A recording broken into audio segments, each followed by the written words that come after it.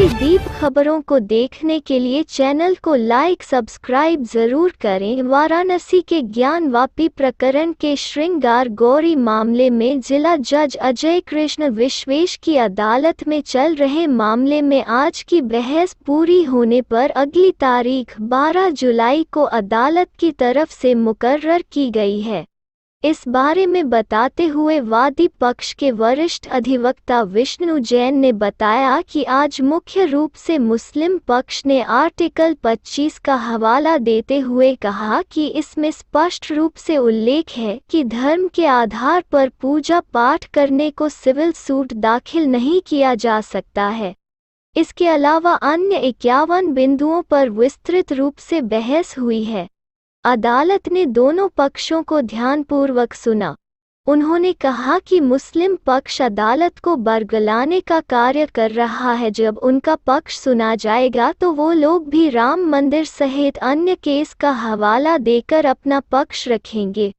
उन्होंने कहा कि हम लोग पूरी तरीके से आश्वस्त हैं कि अदालत उनका पक्ष सुनने के पश्चात इस केस को जारी रखने पर विचार व्यक्त करेगा।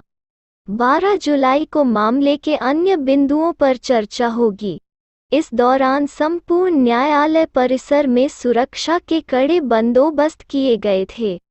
आधार पर दावा खारिज किया जा सकता है, उसको माननीय न्यायालय द्वारा नोट करा दिया जाएगा।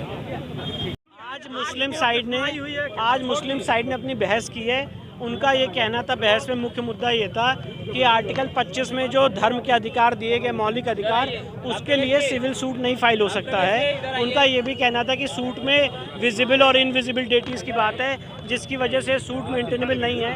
तो हम इन सारी बातों का जवाब, हमारा जो पूरा केस है सुप्रीम कोर्ट के जजमेंट से कवर्ड है। राम मंदिर के केस में BK मुखर्जी के हिंदू लॉ से कवर्ड है और इसीलिए प्लेसेस ऑफ वर्शिप एक्ट से कवर्ड है और जो काशी विश्वनाथ एक्ट आया था उससे कवर्ड है। इसलिए हम सारी बातें कोर्ट के सामने जब हमारा आर्गुमेंट का मौका आएगा हम रखेंगे।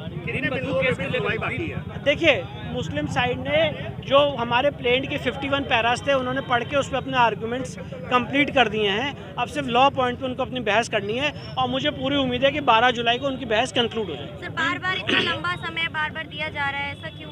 देखिए, अब मैं उस पर तो कोई टिप्पणी नहीं कर सकता हूँ। मुस्लिम साइड के वकील को उन्होंने टाइम मांगा, कुछ हिंदू पक्ष के वकीलों ने टाइम मांगा और दोनों पार्टीज़ की कन्वीनियंस को देखते हुए अब इस मामले की 12 जुलाई को सुनवाई है और उम्मीद यही है कि 12 जुलाई से डे टू डे सुनवाई होके जो मेंटेनेबिलिटी का इशू है कोर्ट उस पर अपना जजमेंट रिजर्व करेगी। दीन बंधु केस को लेकर क्या कहा गया? नहीं, इस पर दीन बंधु नहीं, इस पर आज कोई आर्गूमेंट नहीं हुआ। इस पर कोई आर्गूमेंट।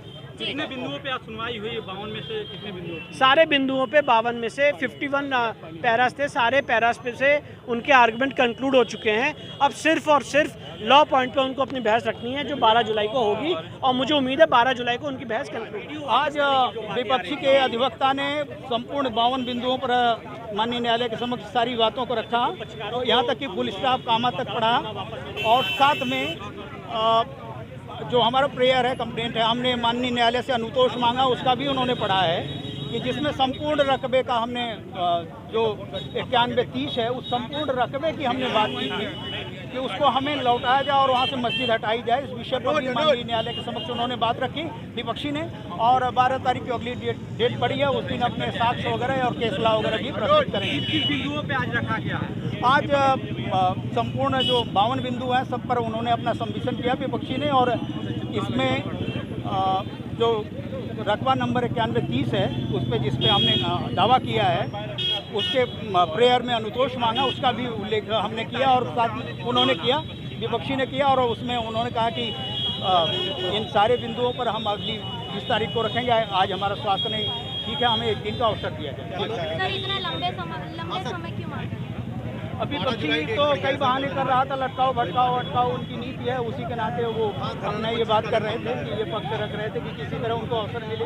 लंबा बहस में पूरा हो गया और बार बार ये कह रहे थे कि दशाश्वमेध वार्ड के अंदर यह आता ही नहीं है और इस दशाश्वमेध वार्ड में आता और 51/03 में भी यह नहीं आता है, इसीलिए यह खारिज करने योग्य है। जो मतलब अभयनाथ यादव जी ने कहा, स्पष्ट कहा, यह खारिज करने योग्य है और जबकि स्पष्ट हम बतला दें और बार बार वो कहते थे कि जो है ये 62/1935 का हवाला दे रहे थे, जो है उसका कौन सा मोहम्मद का जो है हाँ दीन मोहम्मद का फैसला स्पष्ट है कि जो है दीन मोहम्मद का फैसला दे रहे थे कि यह जो है मस्जिद है और यह जो है वक्फ की प्रॉपर्टी है। और सच्चाई ये है कि उसी के आधार पर 1936 से फैसला हुआ, वह वक्फ की प्रॉपर्टी उसमें लोग दीन मोहम्मद के लोग नहीं साबित कर पाए और जिसके कारण फिर ये वो हाईकोर्ट में गए। हाईकोर्ट में 1944 में जो फैसला आया स्पष्ट आया कि दीन यह वक्फ की प्रॉपर्टी नहीं है, यदि वक्फ प्रॉपर्टी नहीं है तो मस्जिद भी यह नहीं है। और केवल उस समय यह कहा गया कि पूरे भूतल पर व्यास जी का जो कब्जा है, केवल जो है मस्जिद जो है अपना जो कंगूरा है जो है उसी पर मुस्लिम समाज की कब्जा है। यदि वह टूट जाएगा तो पुनः उसको बनाने का अधिकार नहीं रहेगा और यदि बनाने का अधिकार है तो हिंदुओं की सहमति से। तो आश्चर्य होता है कि बार बार वह कहते हैं वक्फ की प्रॉपर्टी और दीन मोहम्मद का हवाला देते हैं। हमको समझ में नहीं आता जिसमें वो हार चुके थे 1935 में, 1936 में फैसला भी आ गया था और हारने के बाद 1944 में गए थे, उन्हें उसका हवाला दे रहे हैं। यह तो नहीं समझ में आता हमको। जो है किस पर फोकस कर रहे हैं वो कि जो वो वार्ड में है ही नहीं? हाँ, वो फोकस कर रहे हैं कि यह जो है ज्ञानवापी मस्जिद जो हम लोग मतलब हिंदू पक्ष से जो दिए हैं, कहते हैं दशाश्वमेध वार्ड में है नहीं। और आज स्पष्ट बता दें, हम अब बतला रहे हैं कि आज भी दशाश्वमेध से लेकर सिगरा तक वह दशाश्वमेध वार्ड में है। हमको तो नहीं समझ में आता कि कुछ हैरत हो रहा है। हम आज ही नगर निगम में हम जा कर के बाकायदे आख्या मांगेंगे कि दशाश्वमेध प्रॉपर्टी की कहाँ से कहाँ तक है। और आज भी हमको अच्छी हमारा भी वार्ड दशाश्वमेध में है। स्पष्ट करें कि दशाश्वमेध से लेकर के सिगरा तक वार्ड में रजिस्ट्री जब होती है सब पूरा D51/D उतना होता है। अब क्यों ऐसा कह रहे हैं हमको तो नहीं अभी तक नहीं समझ आया। ये गोल जान रहा होगा ना कि हाँ बिल्कुल प्रत्यक्षम के प्रमाणम जो है।